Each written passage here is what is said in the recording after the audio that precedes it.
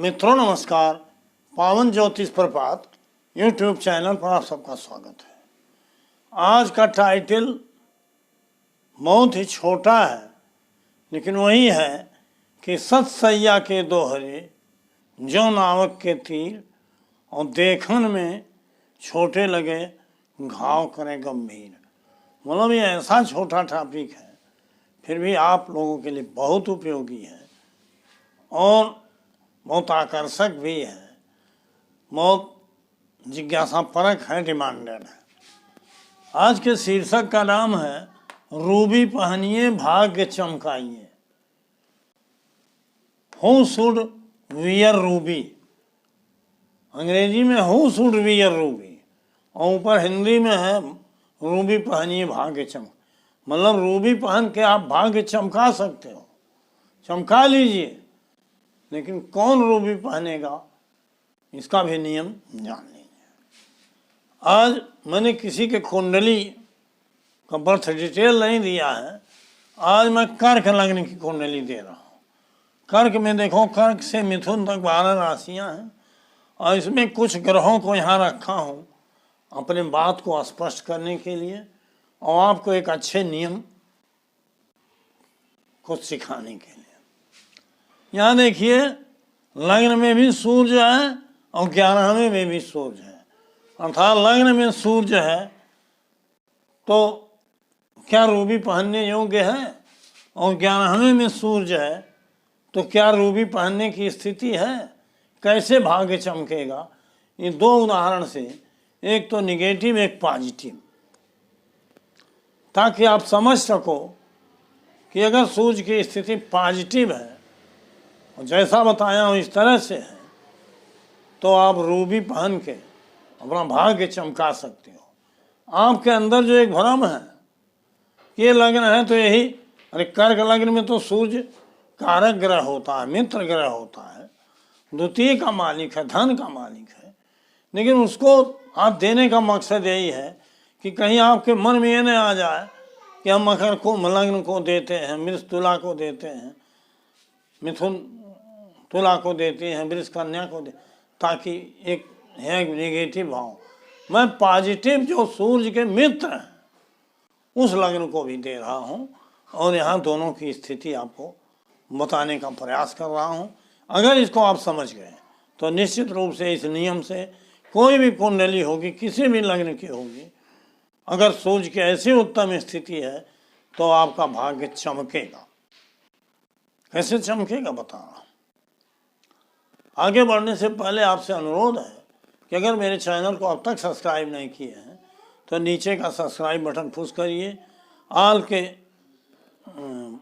Well की जो घंटी आती है, वेल का आइकन आता है, उसमें भी क्लिक कर दीजिए। आल के बटन पर पुश करके वीडियो को सब्सक्राइब कर दीजिए ताकि प्रत्येक वीडियो का नोटिफिकेशन शीघ्र आप तक पहुंच जाए। और इसके बाद अगर वीडियो पसंद आवे तो लाइक करिए, मित्रों को शेयर करिए और बार बार आग्रह रोज करता हूँ कि एक प्यारा सा कमेंट मेरे प्रसन्नता के लिए ज़रूर दीजिए।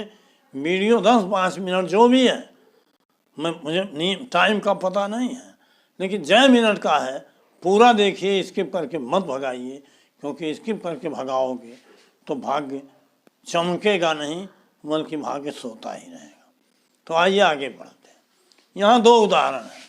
एक उदाहरण है कि वृषभ का सूर्य, देखिए वृष का सूर्य है और वृषभ में आप जानते हो कृतिका का 10 चरण, रोहिणी का 13 अंश 20 कला, अर्थात 23 अंश 20 तक चंद्रमा का चरण 10 राशि, चंद्रमा का नक्षत्र होता है रोहिणी, और उसके बाद मंगल का। अब मान लो यही सूर्य 10 अंश के बाद 13, 14, 15, 20 अंश तक है, 23 अंश तक है, 22 अंश तक है, तो सूर्य चंद्रमा के नक्षत्र में हो। और अब देखो इसी सूर्य में, सूर्य 11वें है, सूर्य में 11वां भाव आ गया, सूर्य की सिंह राशि द्वितीय में द्वितीय भाव आ गया।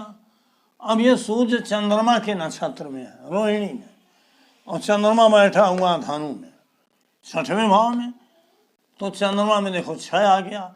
चंद्रमा की कर्क राशि लग्न में है तो 1 भाव आ गया, तो सूर्य में स्वयं के द्वारा 1 2 11 2 और चंद्रमा के द्वारा 6 1 आ गया। और सूर्य का उपनक्षत्र स्वामी हमने लिख दिया ताकि आपका ये सवाल न हो कि उपनक्षत्र स्वामी निगेटिव हो। मान लो उपनक्षत्र स्वामी यही सूर्य चंद्रमा के नक्षत्र में और मंगल के उपनक्षत्र में, ये 14-15 डिग्री तक होगा मंगल, तो मंगल के उपनक्षत्र, तो मंगल में स्वयं 10वें भाव में है और 5वें भाव में उसकी राशि है, तो 10वां भाव मंगल में आ रहा है। इसका मतलब प्रमुख और सहायक भावों को मिला के 2 6 10 11 सूर्य में आ जा रहा है और उपनक्षत्र स्वामी का सहयोग भी। आगे मंगल के नक्षत्र को देखने की जरूरत नहीं, क्योंकि 10वां ही पर्याप्त है। हमने कहा है, बताया है कि अगर उपनक्षत्र स्वामी में स्वयं में उसके नक्षत्र के द्वारा 1 ही 2 भाव आ गए तो सपोर्ट हो जाता है, प्रॉमिस हो जाता। तो अर्थात ये सूर्य 6 10 2 11 और चंद्रमा लग्न का भी मालिक है। इस मंगल में 5वां भी आ गया, अर्थात हेल्थ और वेल्थ। ये तो हेल्थ वेल्थ 2 6 10 11 है, लेकिन आज हमने भाग्य का नाम है। आपको ये पता है कि भाग्य में बहुत चीज़ें आती, जैसे अगर 2 6 10 11 का सूर्य कार्जेश है इसी कुंडली के आधार पर, तो 2 6 10 11 से आप एक तो कोर्ट केस देख सकते हो, और सूर्य का रूबी पहन लोगे तो कोर्ट केस में भी जाए। दूसरा, आप प्रतियोगी कोई परीक्षा दे रहे हो नौकरी के लिए, किसी उसमें सफलता। तीसरा, आप चुनाव लड़ रहे हो, राजनीति है, तो 6 10 2 11। धन की स्थिति है तो 2 6 10 11। नौकरी की स्थिति है तो 2 6 10 11। और व्यवसाय में भी 7वें के साथ 2 6 10 11, अर्थात इतने कार्य देने की क्षमता 2 6 10 11 में है जो इस सूर्य में है, तो निश्चित रूप से भाग्य चमकाएगा। इसका कंडीशन है कि या तो सूर्य की दशा हो तब ये फल मिलेगा, या सूर्य की अंतर्दशा में ही मिल जाएगा, या जब भी हो। लेकिन कंडीशन यह है कि जो महादशा स्वामी है उससे सूर्य रिलेटेड हो, सूर्य की महादशा हो, या जो महादशा स्वामी है जैसे शुक्र के घर में है तो सूर्य रिलेटेड हो गया है। तो सूर्य चंद्रमा के नक्षत्र में, अर्थात चंद्रमा से भी रिलेटेड हो गया। इस तरह से चंद्रमा शुक्र से सूर्य से रिलेटेड हो गया, या स्वयं की दशा है, तो इस तरह से सूर्य चंद्रमा और शुक्र 3 दशाएं क्लियर हैं। और भी रिलेशन है, हमने बताया है दृष्टि, ज्योति, नक्षत्र, उप नक्षत्र, उप नक्षत्र तक देख लीजिए राशि, तो आपको और रिलेशन मिल जाएंगे। और इन रिलेशन के अंतर्गत अगर सूर्य आ रहा है तो सूर्य का रत्न पहन के आपके भाग्य चमक जाएगा। जो विषय हमने बताया है सब आपको मिलेगा। लेकिन वही सूर्य निगेटिव हो जाएगा। इसी कर्क लग्न के लिए अगर सूर्य लग्न में मान लो बैठ गया, लग्न में कर्क राशि है, इसमें पुनर्वस, पुष्य, आश्लेषा 3 नक्षत्र होता है। पुष्य शनि का नक्षत्र, मान लो सूर्य उसी शनि के नक्षत्र में बैठ गया तो मतलब 3 अंश 20 कला तक तो पुनर्वस है, उसके बाद 16:40 तक शनि का पुष्य नक्षत्र, तो पुष्य में बैठ गया तो शनि के नक्षत्र में हो गया। तो सूर्य जो कर्क में बैठेगा, एक तो लग्न भाव का कार्य होगा प्रथम का, और द्वितीय का हुआ है ये, मतलब 1 और 2 सूर्य में आएगा। लेकिन सूर्य शनि के नक्षत्र में है। शनि यहाँ देखो मिथुन में बैठा 12 में, तो 12वें भाव का फल देगा। शनि की एक राशि 7वें है तो 7वें का फल देगा। शनि की एक राशि को 8वें है तो 8, अर्थात 12 7 8, 1 2 तो स्वयं के द्वारा है, लेकिन नक्षत्र के द्वारा 12 7 8 है, तीनों निगेटिव। और यही शनि मान लो ऐसी अंश और डिग्री पर है कि अपने ही उप नक्षत्र में बैठा। यहाँ हमने एक नियम बताने का प्रयास किया। तो शनि अपने उपनिषद में 12, 7, 8 आ गया, अर्थात 12, 7, 8 इसमें भी, 12, 7, 8 इसमें भी।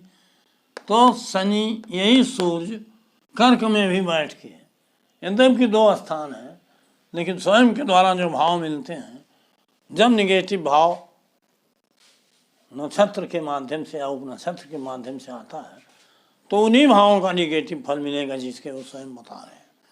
तो मित्रों, ऐसा सूर्य भाग्य नहीं चमकाएगा, भाग्य को बिगाड़ देगा।